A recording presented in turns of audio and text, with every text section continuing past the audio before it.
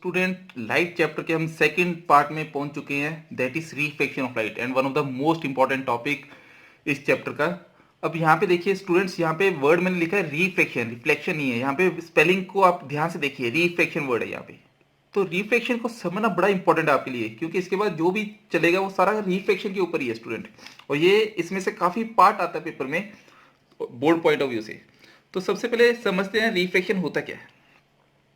Let us assume हमारे पास एक interface है like this, this is called the interface. समझ रहे हैं, इसको हम कहते हैं इंटरफेस। तो स्टूडेंट ये है हमारा एक ग्लास लैब या कोई भी है, हमने मान लिया कि let us assume this is medium one. Medium one, यहाँ पे मीडियम का मतलब मैं बात कर रहा हूँ कि एयर या वैक्यूम। यहाँ पे हवा है, यहाँ पे एयर है या फिर वैक्यूम है। समझ स्टूडेंट, इसको एयर या वैक्यूम मान लिया। और मैंने दूसरे मीडियम को मान लिया ग्लास। इस मीडियम को मीडियम टू, इसको मान लेते हैं ग्लास। ठीक है, ये एग्जांपल की फॉर्म में हम ले रहे हैं। स्टूडेंट लेट अस अज्यूम कि ये जो मीडियम है इसको हम कहेंगे कि ये इसके विद रिस्पेक्ट टू ये रेयर है। रेयर मीडियम आपको पता ही होगा, लोअर क्लास में सुना होगा वर्ड रेयर मीडियम। और ये मीडियम डेंसर हो गया, ठीक है, जिसमें नंबर ऑफ पार्टिकल्स की प्रेजेंस ज्यादा हो एज कंपेयर टू दूसरे मीडियम से, उसको हम कहते हैं डेंसर मीडियम। ये देखो, ये जैसे एयर है तो इसमें हम इजीली मूव कर सकते हैं, पर इसमें मूव करना डिफिकल्ट है। तो इसका मतलब ये ज्यादा डेंसर होगी, ज्यादा डेंसर होगी। ठीक है, जहाँ पे नंबर ऑफ पार्टिकल्स कम होंगे उसको हम कहेंगे रेयर मीडियम, जहाँ पे नंबर ऑफ पार्टिकल्स ज्यादा होंगे उसको हम कहेंगे डेंसर मीडियम। समझ रहे? एंड ये जो सेपरेशन है दो मीडियम्स के बीच में, ये रेयर और डेंसर के बीच में एक लाइन ड्रॉ की है मैंने, लाइन ड्रॉ की है, इसको हम कहते हैं इंटरफेस। समझ स्टूडेंट? अब डायग्राम ड्रॉ करते हैं।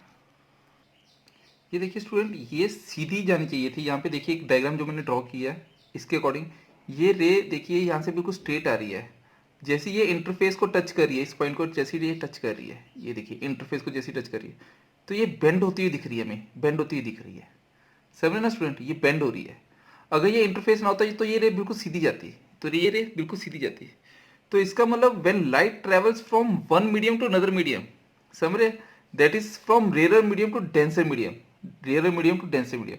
तो लाइट जो वो बेंड करती है, लाइट क्या करती है, वो बेंड करती है, बेंड करती है।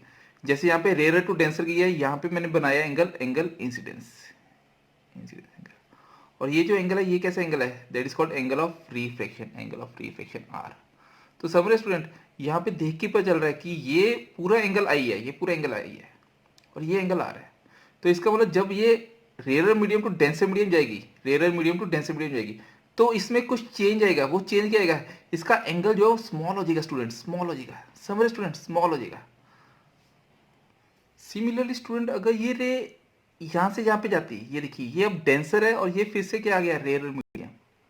समझ रहे स्टूडेंट, अगर ये डेंसर टू रेयर जाए, अब यहाँ पे देखिए ये एंगल फिर से फॉर एग्जांपल हमने मान लिया ये आर है, ये आर डैश मान लेते हैं स्टूडेंट, ठीक है।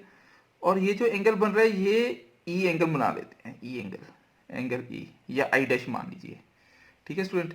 ये जो एंगल ई बन रहा है ना, ई एंगल बन रहा है, ये काफी बड़ा है एज कम्पेयर टू दिस। तो स्टूडेंट हमें यहाँ पे एक चीज और समझ आ रही है कि इसका मतलब ये जो एंगल बन रहा है ये डिपेंड करता है इस मीडियम के ऊपर, इस मीडियम के ऊपर। तो इसको पॉइंट्स में लर्न करते हैं। सबसे पहला पॉइंट क्या लर्न करना है आपने, when light travels from rare medium to denser medium, the ray will bend towards the normal, the ray will bend towards the normal, and angle of incidence should be greater than angle of reflection in this case. और दूसरा point जो आपने याद रखना है वो क्या याद रखना है, when light travels from denser medium to rarer medium, the light moves away from the normal, समझ रहे, दूर भाग रही है। and in this case angle of reflection should be less than angle of emergent angle, emergent होती है last में जो जाके खत्म हो रही है, इमर्ज हो रही है। समझे स्टूडेंट्स, यहाँ पे देखिए सबसे पहले इसकी definition, bending of light when it passes from one medium to another. यहाँ पे देखिए ये जो लाइट है ये बेंड कर रही है, बेंड कर रही है, बेंड कर रही है, ये देखिए बेंड कर रही है, ठीक है। Bending of light when it passes from one medium to another, either it is towards the normal और अवे फ्रॉम द नॉर्मल, ये हम कॉसिस में करेंगे इसके पॉइंट्स। अब इसका इंटरफेस देखिए, इंटरफेस, इंटरफेस क्या है, plane surface separating two different media, जो दो डिफरेंट मीडिया को सेपरेट करने में काम आता है उसको हम कहते हैं interface. This is called the interface of two different media. अब यहाँ पे इंसिडेंट रे देखिए, इंसिडेंट रे क्या कौन सी है? A ray of light travelling in first media and striking the interface. ठीक है, जो स्ट्राइक करिए इंटरफेस को, ठीक है, that is called the incident ray. Ray of light travels in first media, this is called the first media and striking the interface, और interface को strike कर रही है, समझ रहे? Next is normal. नॉर्मल क्या है? That is perpendicular drawn on the interface at the point of incident, समझ रहे ना? At the point of incidence, ये देखिए ये नॉर्मल है, परपेंडिकुलर आ गया, ये इंटरफेस आ गया, इंटरफेस परपेंडिकुलर ड्रॉ कर दिया, इसका परपेंडिकुलर देखिए, इंटरफेस का परपेंडिकुलर ड्रॉ कर दिया at the point of incidence, ये देखिए पॉइंट ऑफ इंसिडेंस, यहाँ पे इंसिडेंस हो रही है। Next point is reflected ray. Reflected ray कौन सी हो जाएगी? ये देखिए, this is called the reflected ray, ray of light travelling in the second media. अब ये सेकंड मीडिया में आ गई है after bending, that is called the reflected ray, समझ गए? रिफ्लेक्टेड एंगल और इंसिडेंट एंगल, इंसिडेंट एंगल कौन सा आ जाएगा? Angle form between incident ray and the normal रे। Similarly angle form between reflected ray and the normal रे। Reflected word समझ आ रहा है? अब रिफ्लेक्टेड होता है, अगर ये वर्ड रिफ्लेक्टेड होता तो ये सेम मीडियम में होता, सेम मीडियम में होता, बट ये सेम मीडियम में ना होकर ये कौन से मीडियम में आ गया? ये डेंसर मीडियम में आ गया, डेंसर मीडियम में आ गया। अगर ये डेंसर मीडियम में आ गया, इसका मतलब ये हुआ कि ये क्या कर रहा है? ये क्या कर रहा है? ये रिफ्लेक्ट कर रहा है स्टूडेंट्स, रिफ्लेक्ट कर रहा है।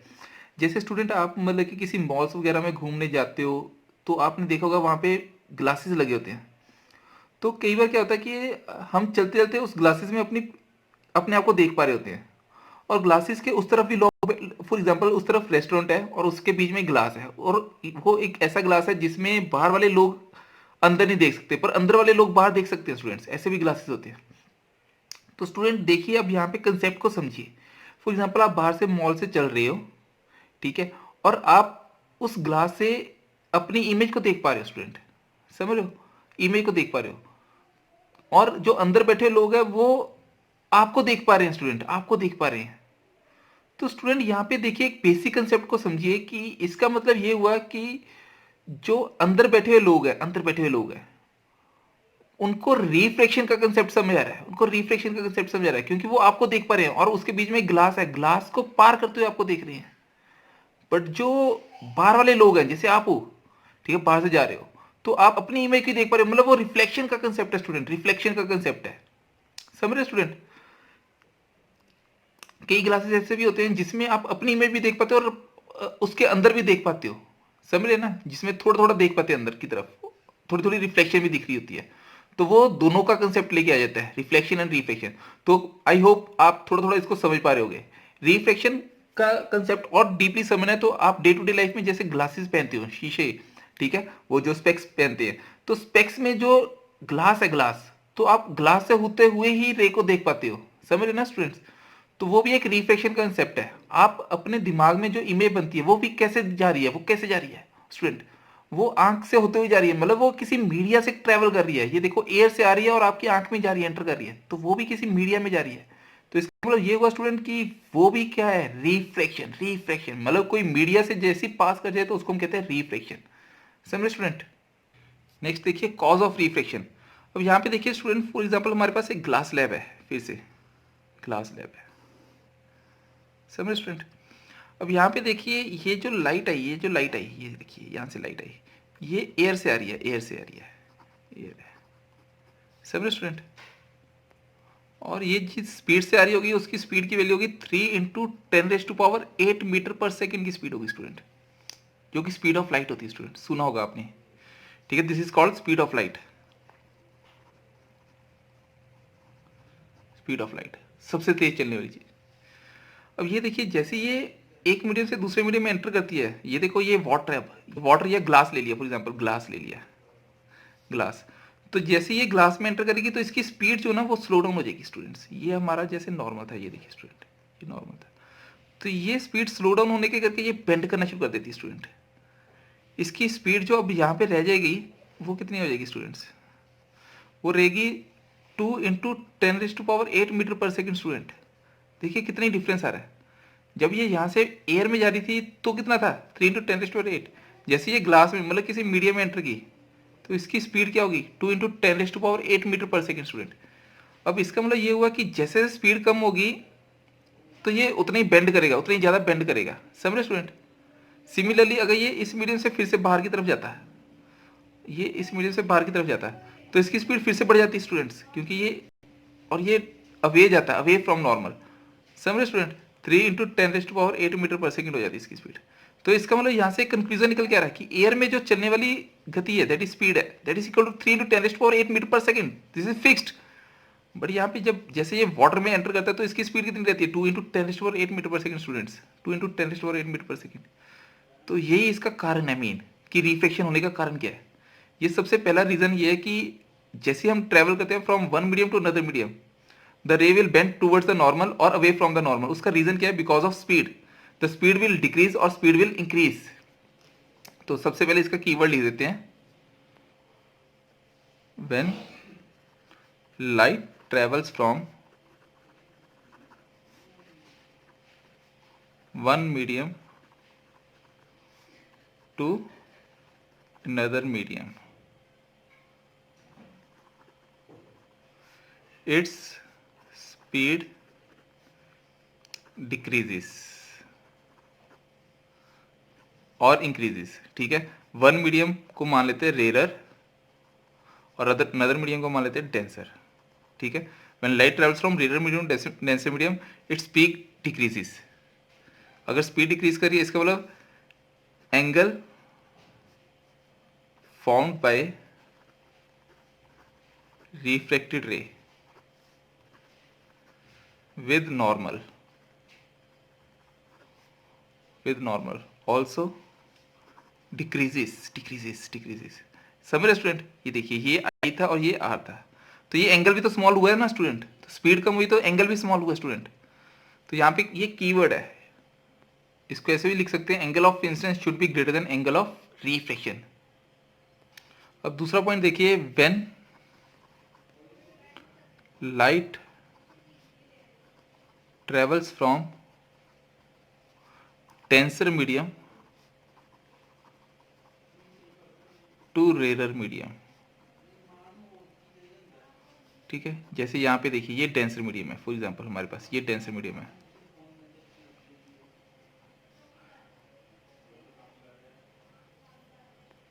तो यहाँ पे स्पीड जो है that is 2 into 10⁸ metre per second, और यहाँ पे जो स्पीड है that is 3 into 10⁸ metre per second. तो समझ रहे होंगे स्टूडेंट्स, अब तो आपको थोड़ा सा आइडिया भी मिलना शुरू हो गया। यहाँ पे देखिए ये जो एंगल बन रहा है ये छोटा है, इसको आर डैश मान लेते हैं और इसको ई मान लेते हैं।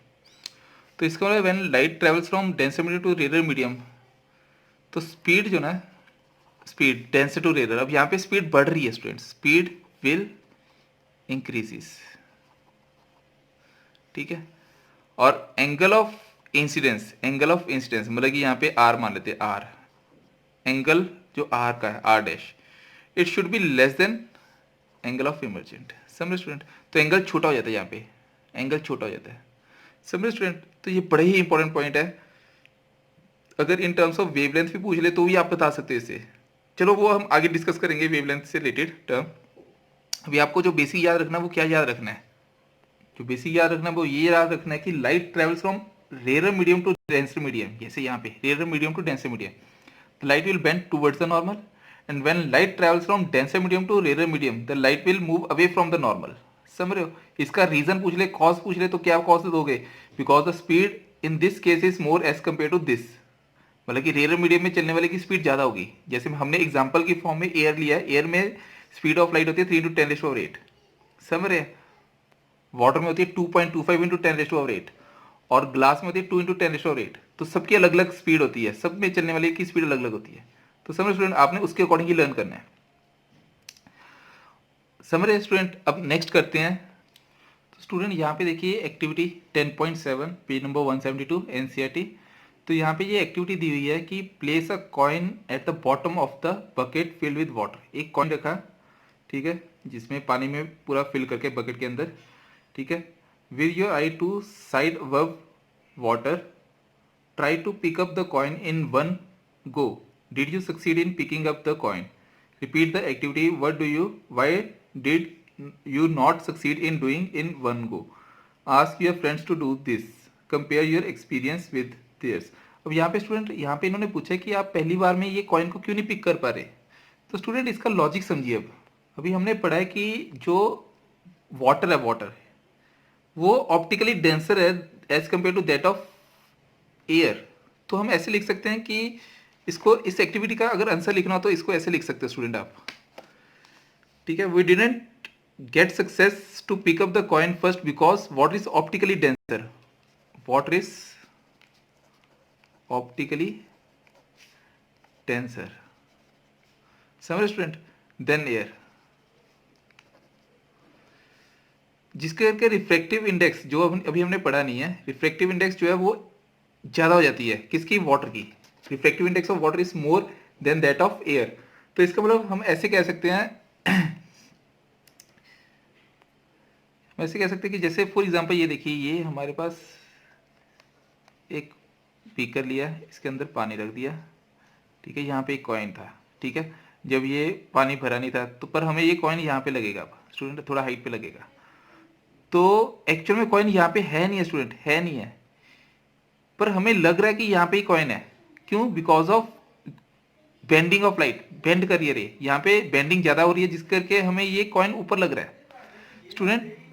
यही कारण रहता है कि हमें ऐसे लगता है पर होता नहीं है स्टूडेंट। इसको आप ऐसे भी समझ सकते हैं, देखिए जैसे मछली जल की रानी है, जीवन उसका पानी है, तो ये देखिए तो फिश वाली एग्जांपल की फॉर्म में समझ सकते हैं कि एक फिजिक्स पढ़ी हुई फिश है,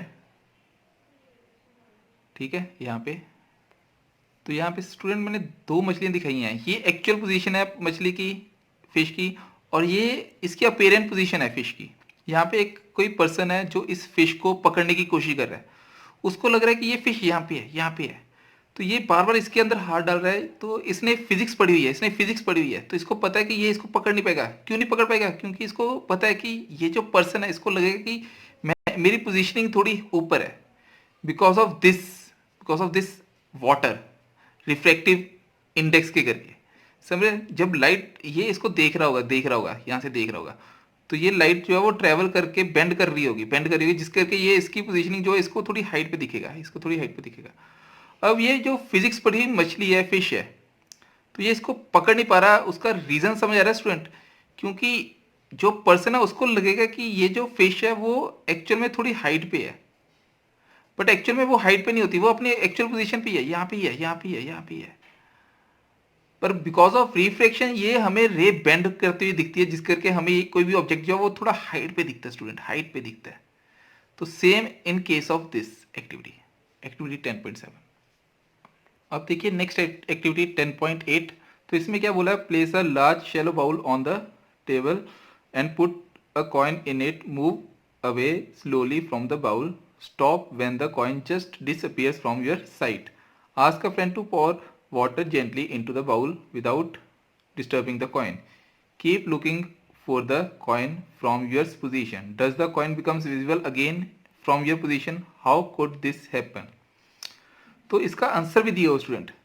जैसे जैसे ये दूर जा रहा है, फॉर एग्जाम्पल यहाँ पे एक बीकर रखा, बीकर, तो इसके उसके बीच में पानी नहीं डाला हमने, एक कॉइन रख दिया, तो हम दूर जाना शुरू हो गया, तो कॉइन कुछ दूरी के बाद वो डिसअपियर होना शुरू हो जाता है। जैसे हम वर्टिकली हॉरिजॉन्टली हम मूव कर रहे हैं तो वो कॉइन डिसअपियर होना शुरू हो जाता है। जैसे हम उसके बीच में पानी डालना शुरू करते थे, थोड़ा थोड़ा करके, थोड़ा थोड़ा करके, जिस पॉइंट पे वो डिसअपियर होता है हमने उस पॉइंट पे रुक जाना है, थोड़ा थोड़ा करके पानी डालना शुरू होता है, तो कुछ देर बाद कई बार क्या होता है कि हमें वो कॉइन दिखना शुरू हो जाता है पानी डालने के बाद।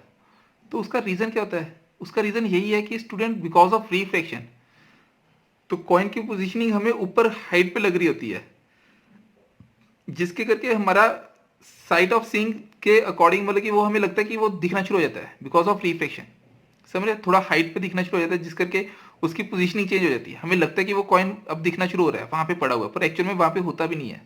The coin becomes visible again on pouring water into the bowl bowl, the coin appears slightly raised above the actual position due to reflection of light। बस स्टूडेंट्स आपने यहाँ पे कीवर्ड जो याद रखना है, जितने भी क्वेश्चन है उसमें क्या आ रहा है, because of reflection of light, because of reflection of light, और because of reflection of light the object will appears to be at raised position, समझ रहे हैं।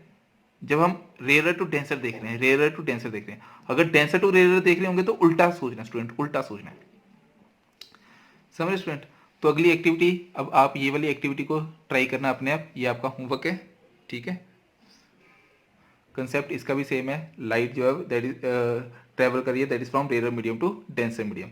नेक्स्ट है हमारी activity that is based on reflection of light through a rectangular glass slab.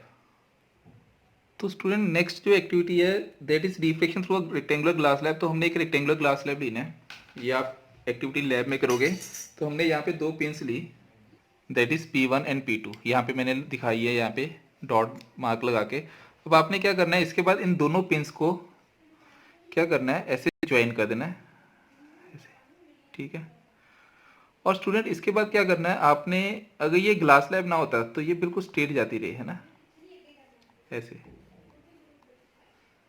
ऐसे straight जाती है, समझ रहे ना स्टूडेंट। अगर ये ग्लास स्लैब ना होता हम इसको उठा दें तो ये बिल्कुल सीधी जाती, पर ये ग्लास स्लैब है। तो हमने क्या करना है, हम स्टूडेंट्स को कहते हैं कि यहाँ पे दो पिन लगाई, यहाँ पे एक ग्लास स्लैब रख दिया, फिर यहाँ पे एक ग्लास स्लैब है। तो आपने दूसरी साइड नीचे की तरफ होके इस इन पिंस को देखना है। जब आप इन पिंस को देखोगे तो आपको ये पिंस कुछ कुछ ऐसे दिखेंगी इस पॉइंट पे, समझ स्टूडेंट, ऐसे दिखेंगी।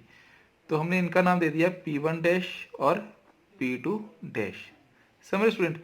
तो हमने यहाँ से भी एक लाइन ड्रॉ कर देनी है अब इस फॉर्म में, समझ स्टूडेंट। ये P1 डैश और P2 डैश, ये हमारी इमेज बन रही है जो इन पिंस की, ये P1 और P2 की इमेज बन रही है। अब हमने क्या करना है स्टूडेंट, हमने इस ग्लास स्लैब को उठाना है और क्या करना है, इस पॉइंट को और इस पॉइंट को आपस में ज्वाइन करना है स्टूडेंट।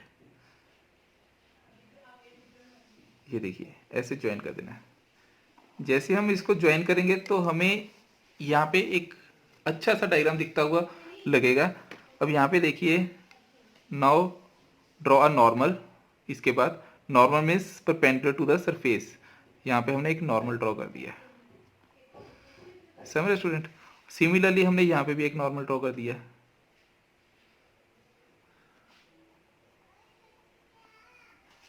समझ रहे स्टूडेंट।